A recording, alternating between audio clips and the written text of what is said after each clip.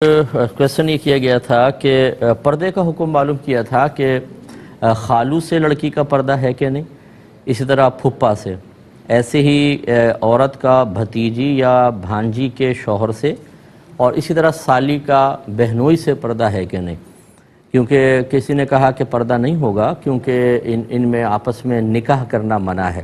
پھپھا سے تو مطلب سگا چچا ہوتا تو ایک الگ بات تھی، لیکن پھپھا ہے، خالو ہے، خالہ آج فوت ہو جائے تو نکاح ہو سکتا ہے، تو کیا حکم شرع ہوگا؟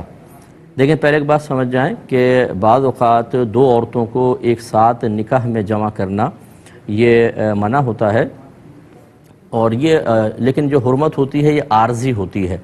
جیسے یہی خالہ خالو کا مسئلہ ہے، خالہ فوت ہو تو پھر خالو سے نکاح ہو سکتا ہے، اسی طرح پھوپھی فوت ہو جائے تو پھوپھا سے نکاح ہو سکتا ہے۔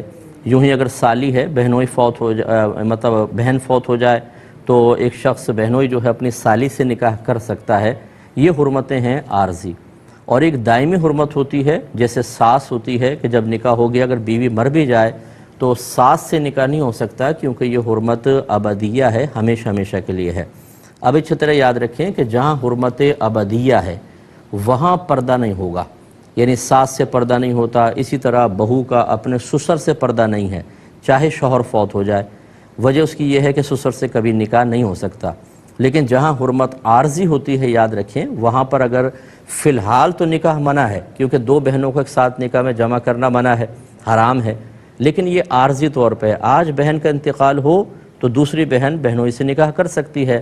لہذا جہاں عارضی حرمت ہوتی ہے وہاں پردے کا حکم برقرار رہے گا، وہاں رعایت نہیں ملے گی، چاہے دوسری بہن ابھی نکاح میں ہے۔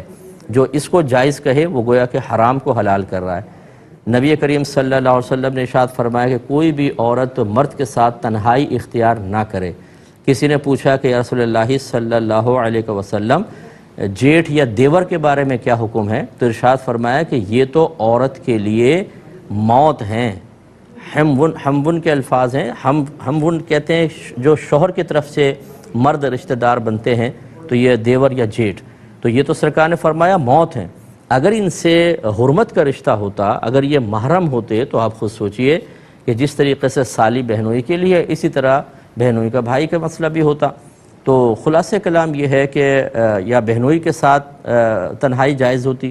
تو نبی کریم صلی اللہ علیہ وسلم نے یہ رشتے جو منع فرمائے ہیں، یہ اسی کی بنیاد یہی ہے کہ آپس میں ایک دوسرے کے ساتھ چونکہ دائمی طور پہ حرمت نہیں ہے، تو بہرحال یہ رشتہ قائم نہیں ہو سکتا ہے، اس میں احتیاط کرنی چاہیے اور پردہ ہی کرنا ہوگا۔